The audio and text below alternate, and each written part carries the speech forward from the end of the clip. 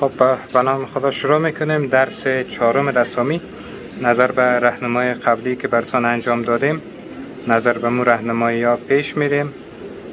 در شروع از قسمت دهن از کوزه شروع میکنیم. شکل یک بیضوی را داره.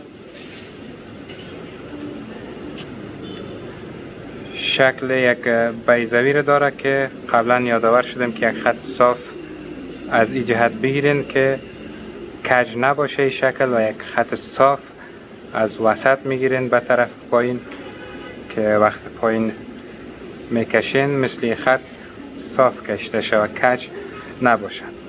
خب با جزئیات این شکل باید بکشین. حتی می در قسمت لبیش این فضای سفید که دیده میشه ایرم باید شکلش بکشین. از دو طرف به صورت مساویانه نظر به می خط وسط که کشیدین اندازه هایش میکشین و پیش میرین.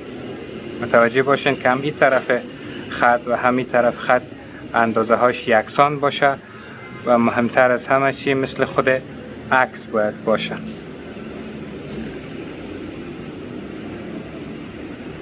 در این قسمت یک تکنیک یا تکنیک قبلی که در قسمت اندازه گیری ما براتون گفتم اینجا انجام میتیم که باید درازی یا قدش معلوم شود که چی اندازه است. امی دهنش، اندازه دهنش که درازیش مقایسه کنین که چند دانه از این بر دهنش به اندازه درازی از این میشه در خود عکس. من اینجا براتون اندازه بگیرم. بر دهنش یک دانه از این وقتی از این قسمت بندازی یک دانش تا این قسمت میاد که امی سایه شانش میشه، یکیش تا اینجا آمد، دو دانش تا این قسمت میآید. یعنی از دو دانه یک کم کلانتر اندازه قدش میشه. اینجا هم که شما کشیدین یک دانش تا این قسمت آمده که شانش شده که همون چیزی که من کشیدم درست آمده، و دو دانش تا این قسمت آمده. از دو تا اگر یادتان باشه اگر مقدر درازتر بود. پس پایینش اینجا است و ادامه کار ما پیش میبریم. و اینجا هم شاید از پیشتان سخت باشه که برش مثال بفهمین چی اندازه است. برش هم میتونین که این قسم اندازه کنین. مثال نصف ازی چه اندازه دهنش است. در عکس اینجا ببینین ایره اگر قسم دو نصف بسازین، از نصفش که اندازهش بگیرین با خود از این مقایسه کنین، میبینین که از سرپوشش کده، یعنی از نصف سرپوش یا مو دهنش کلانتر میآید. اندازه شانش تا وسط از دهنش از نصفش کده کلان است تا اینجاست، یعنی تا این قسمت است.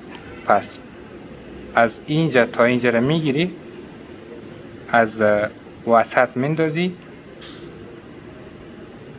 به این شکل اندازش پیدا میشه چیزی که ما کشیدیم. و اون طرفش هم که بدون از اینکه از روی اندازه کنی، چون دو طرف باید یک برابر باشه، این از روی از این اندازه میکنی به این شکل.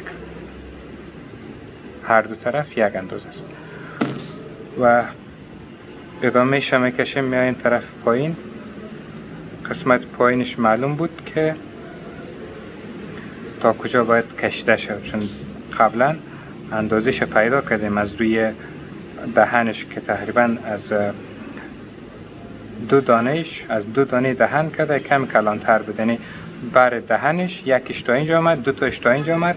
در عکس دیده بودیم که از دو تا کم زیادتر باید باشه. پس حالا که تصویرم ببینین هر دو شباهت داره، کدام چیز غیر طبیعی شما نمیبینین. در اندازه اینجا اگر مشکل داشتین، اندازه اینجا هم در عکس سعی کنین که بر پایینش چه اندازه دهنش است. هر اندازش بود اما اندازه ایرم بسازین. و نیاز به راهنمایی که داشتین واتساپ وقتی که به استاد پیام میمانین براتون راهنمایی میکنن و اشتباهتون میگن براتون. این از اسکیج شکل شد. حالا میرم روی چیزهای دیگه که روی یک تصویر است، اینا رو براتون اسکیج میگیرم. بعد از اینکه تکمیل شد مثل دفعه قبل میرم روی سایه زدنش. قبل از او این خطهای کمکی که گرفتین اینا رو پاک کنین. دیگه کار ما با این خطها خلاص است. با کمک گرفتن از او خطها این شکل ما دقیق‌تر و ساده تر تانستیم که بکشیم و شما هم قسم پیش برین. شما میتونین که به می راحتی شکل بکشین. حالا میریم روی سایه زدنش. از این قسمت که تاریک است قلم فشار میتین که تاریک شوه. وقت طرف بالا میبینین که روشنتر است، فشار دستتان کم ساخته میرین که روشنتر شده بره.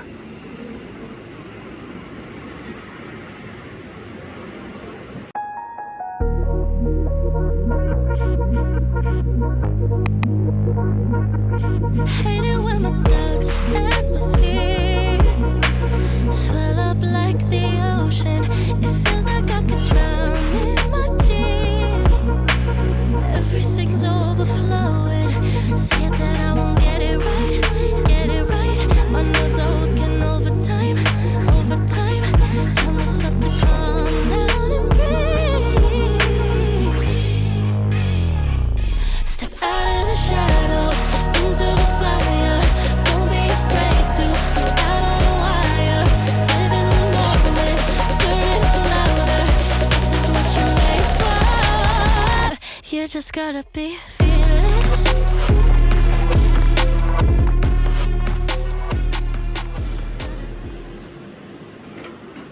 خب این از درس سومی بود که تکمیل شد. شما هم نظر به می راهنمایی که داخل ویدیو انجام شد رسم انجام بدین و نیاز به اصلاح و راهنمایی داشت میتونین که به واتساپ پیام بانین که اشتباهتان رفع شود.